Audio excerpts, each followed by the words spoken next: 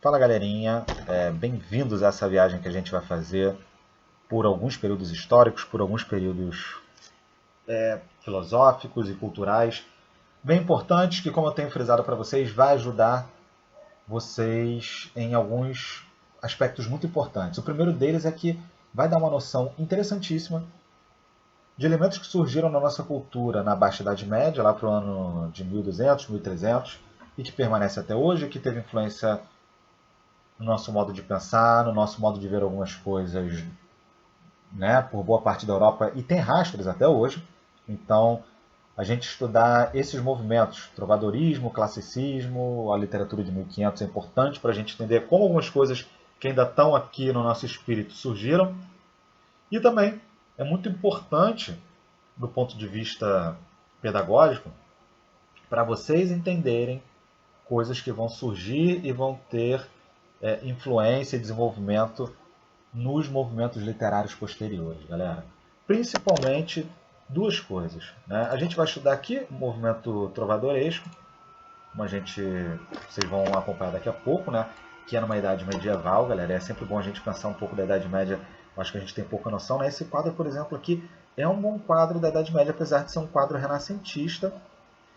Ele dá um panorama dessa baixa Idade Média para a gente. Né? Aqui campo, né? A presença da igreja no centro, você vê, corte, outras atividades, uma coisa bem interessante.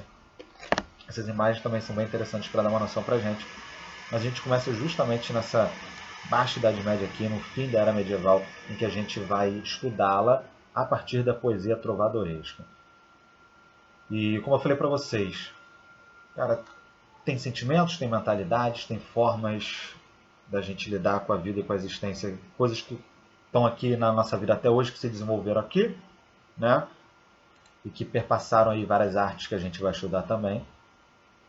Mas tem dois pontos que eu gostaria muito de frisar com vocês dentro dos nossos estudos de trovadorismo, galera. Que é o advento do amor cortês e o advento desse conceito, do seu objeto, que é a mulher inalcançável. Quando eu estou falando de amor cortês, galera, estou falando do amor tal como é praticado na corte, né, por aquelas cortes ali feudais e tudo mais. Ou seja, aquele amor com trejeitos, com sentimentos de honra. A ideia de amor, gente, ela nunca.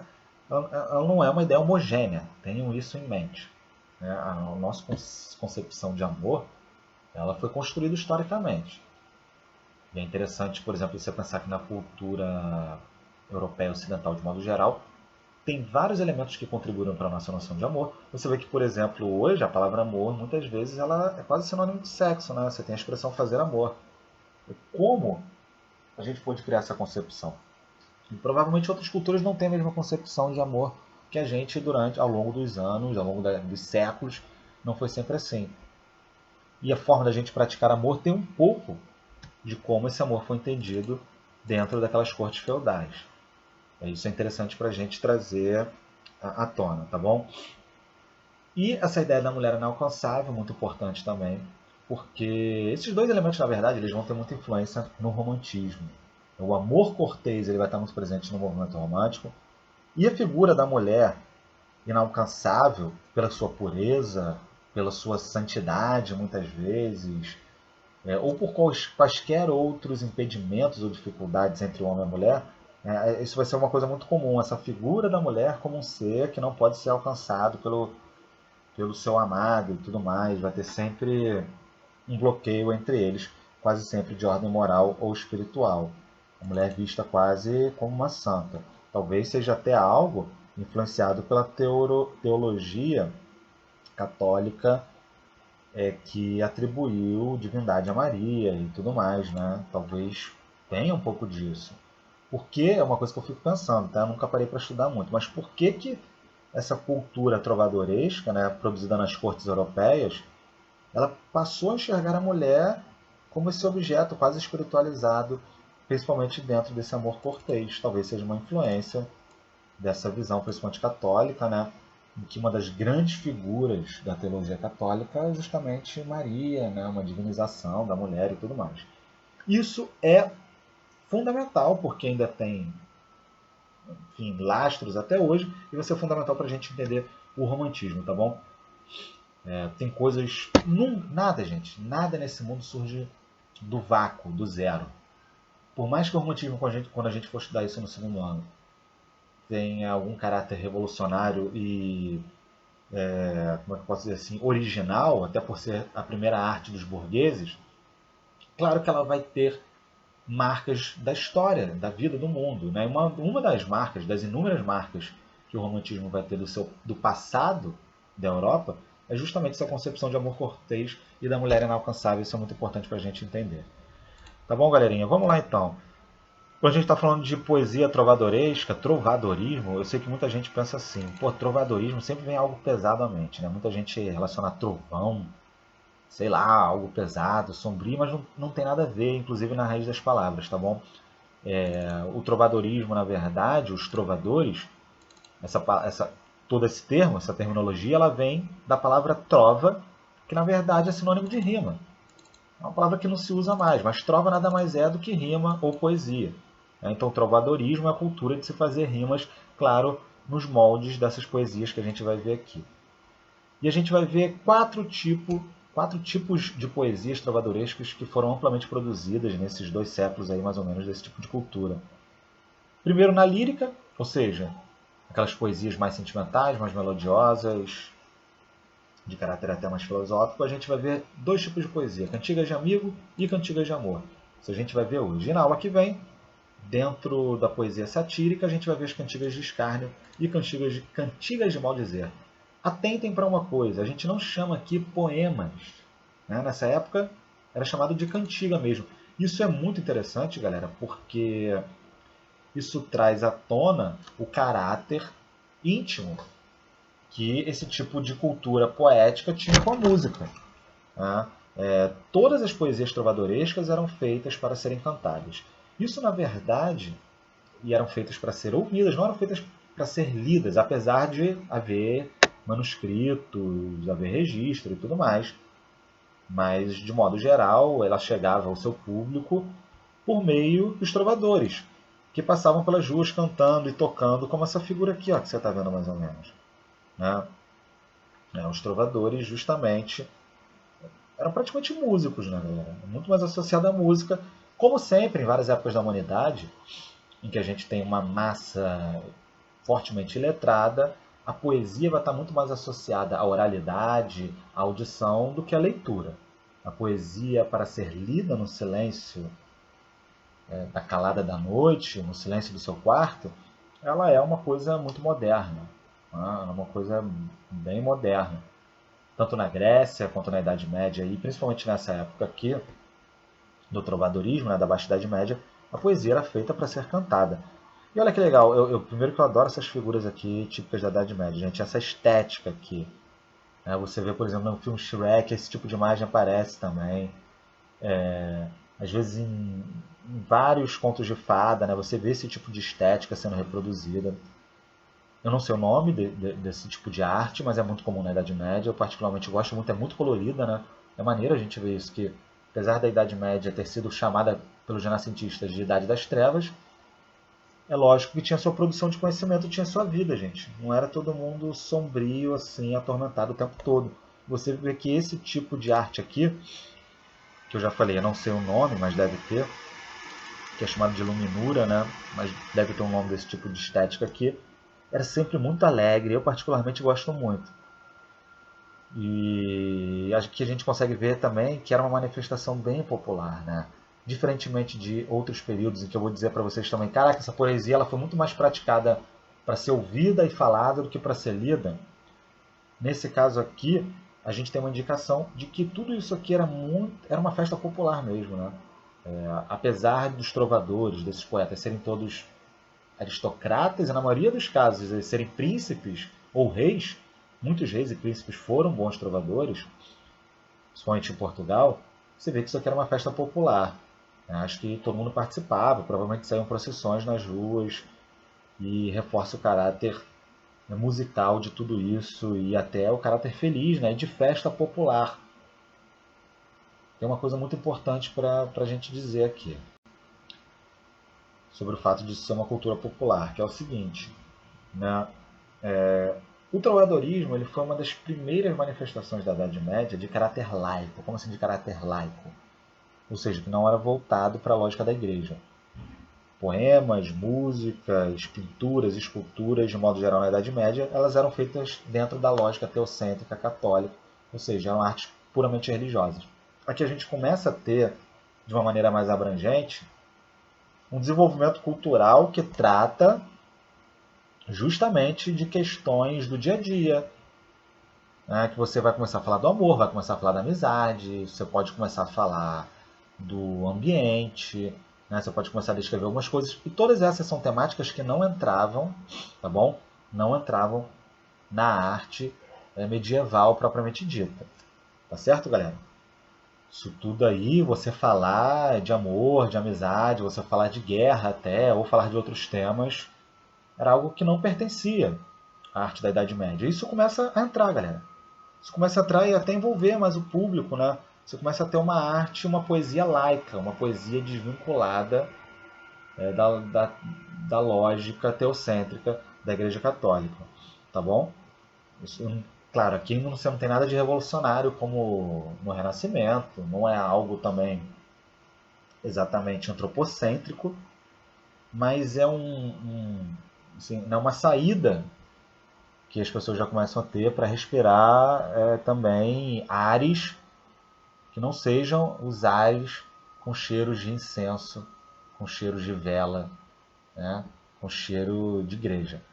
Tá bom, galerinha? A gente começa a ter uma abertura para isso. E vamos lá, vamos ao que interessa, que são justamente...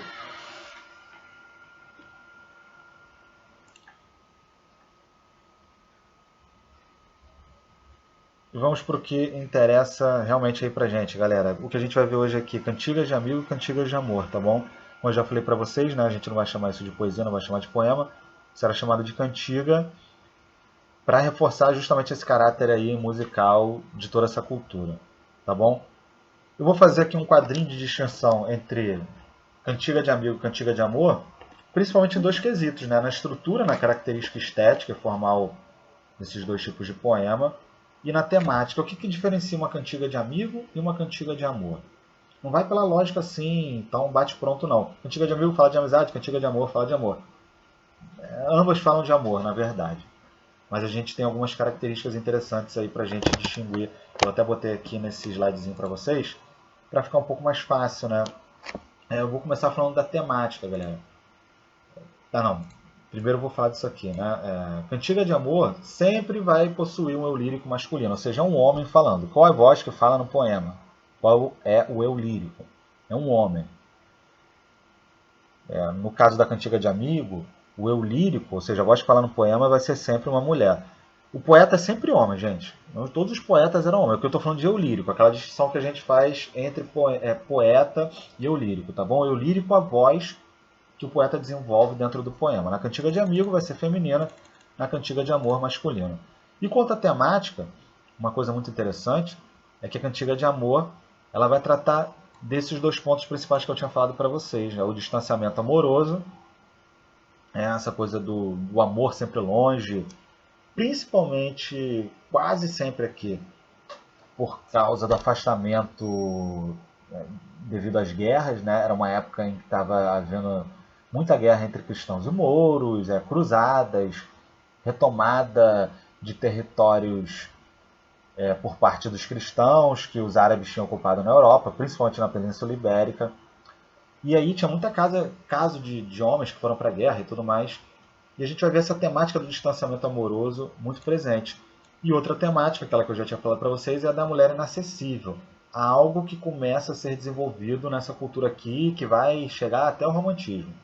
A mulher, pela sua pureza, pela sua santidade, pela sua fragilidade, por algumas características que eles vão enxergar nela como um ser inacessível para homens, enfim, tão brutos, tão pecadores, imorais ou indignos, não tão puros quanto a mulher, e por isso sempre com essa dificuldade de ter esse contato realmente próximo com a mulher, tá bom? Outra coisa, por esse tema e por algumas outras questões, a cantiga de amor ela vai ter um aprofundamento temático muito mais forte, né? Algumas vezes até um caráter filosófico, argumentativo. As cantigas de amor vão trabalhar mais profundamente todas essas questões. Por outro lado, a cantiga de amigo, galera, vocês vão perceber que elas são muito simples, né? Eu poderia dizer aí que a cantiga de amor seria o equivalente a um samba muito bem desenvolvido, escrito por Cartola, por algum grande sambista, e a cantiga de amigo é quase um pagode. Aquele pagode que só faz sucesso numa época e depois nunca mais faz sucesso, devido à sua estrutura simples, à sua temática mais boba, sem aprofundamento, apesar de falar de amor, apesar de falar de sentimentos, de uma maneira muito mais rasa. Eu poderia dizer mesmo que a cantiga de amigo é mais rasa e a cantiga de amor mais profunda. Aí você vai falar, pô, professor, será que tem alguma relação com o fato do eu lírico ser masculino na cantiga de amor e eu lírico feminino na cantiga de amigo? Pode ser. Talvez aqueles trovadores da época quiseram, né, transmitir uma simplicidade na voz desse eu lírico feminino porque eles achavam que as mulheres provavelmente eram menos capazes de ter esse aprofundamento, né, como era uma perspectiva bem comum na época. E de fato muitas mulheres não eram incentivadas a estudar e dificilmente você ia ver uma mulher aprofundando muitos temas, já que elas não estudavam, né? E isso segue, né? Aqui a mulher falando e sempre uma simplicidade temática maior. Tá bom, galera? E quanto às raízes, também é uma coisa interessante. A cantiga de amigo, ela tem estruturas poéticas que são baseadas muito em canções populares da época, né? Inclusive com muita influência da cultura árabe. Já falei para vocês, vou repetir isso inclusive nas próximas aulas, porque é uma coisa importante. A Península Ibérica ela foi, por séculos, ocupada por árabes. E justamente esse momento aqui que a gente está vendo do trovadorismo é um momento de formação de Portugal. O que é a formação de Portugal? Ele se forma a partir da expulsão, através das cruzadas, dos árabes por parte dos cristãos. Tá bom? E é muita influência mesmo da cultura árabe, né, em toda a cultura da Península Ibérica, tanto na Espanha, o que foi a Espanha depois, e Portugal. E a gente vê, até na musicalidade que a gente vai acompanhar daqui a pouco, né, se vocês têm um pouco de noção aí, ou já ouviram algo assim de música árabe, vocês vão perceber que tem essa influência no tipo de canto, na cantiga de amigo, tá bom? E como eu tinha falado para vocês, não só o aprofundamento filosófico é mais simples, mas como a própria linguagem, estrutura é bem mais simples da cantiga de amigo, né? Por outro lado, na cantiga de amor, galera, a gente vai ter um enraizamento nos sentimentos provençais. Quando eu estou falando de provençal, é de uma região da França, tá? De Provença. É uma região bem desenvolvida na época. E os sentimentos praticados, principalmente pelas cortes de Provença na França, né? A estética praticada pelas cortes de Provença na França, serviram de base para a cantiga de amor. E é principalmente aqui, eu acho que até por estar mais associada à corte, a cantiga de amigo está muito associada ao popular, né? E a cantiga de amor, por essa base provençal, já está muito mais associada à corte. Aqui vai ser um ambiente ideal para o desenvolvimento desse conceito de amor cortês, que vai depois ser retomado com outros matizes lá no romantismo. Tá bom, gente? Relembrando, amor cortês, ou seja, o amor tal como praticado nas cortes, com todos os seus trejeitos, rituais, ética e tudo mais.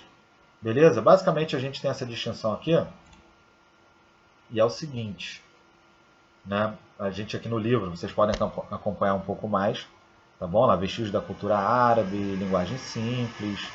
E uma coisa importante, na verdade nas duas a gente tem, como eu já tinha adiantado para vocês, né, textos escritos não em português, gente, porque o português ainda não tinha se desenvolvido nessa época.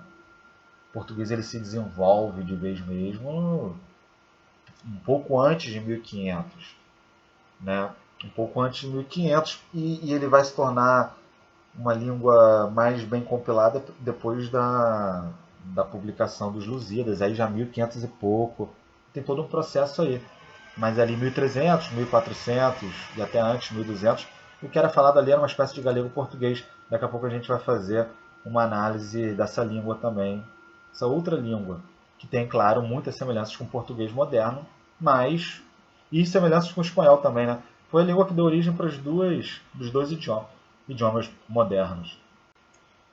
Vamos lá, análise dos dois textos então. A gente tem dois exemplos aqui. Eu não vou nem parar muito nesses exemplos aqui porque eu vou passar exemplos que estão no YouTube, né? Como eu estava falando para vocês, muitas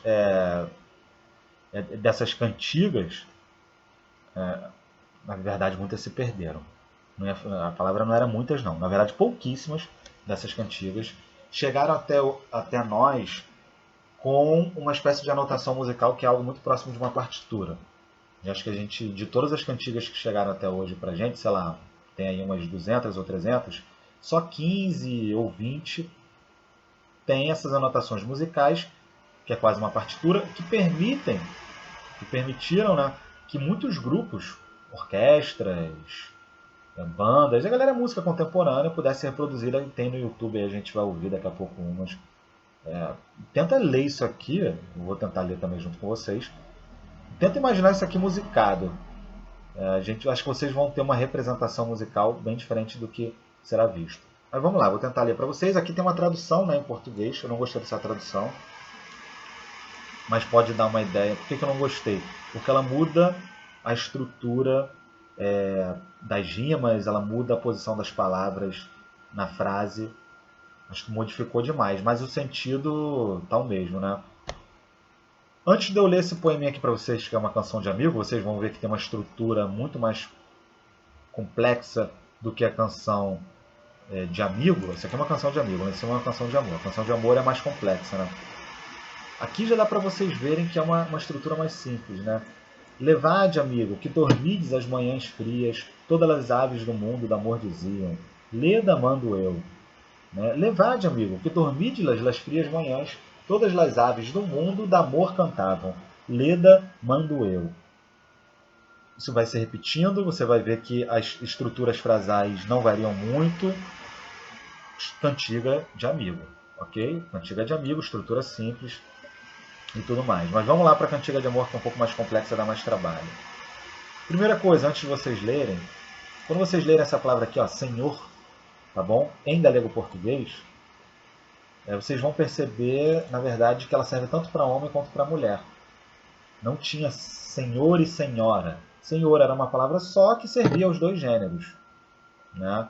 Às vezes você vai ver a distinção de gênero quando ele vai falar assim, minha senhor, né? É minha senhora, vai ser traduzido assim. Se fosse no masculino ia ser mi senhor, meu senhor, tá bom? Então a gente vai perceber que isso aqui é uma mulher pelo resto do poema, mas já deixo para vocês essa informação de que a palavra senhor servia tanto ao gênero masculino quanto ao gênero feminino nessa época, não tinha essa distinção.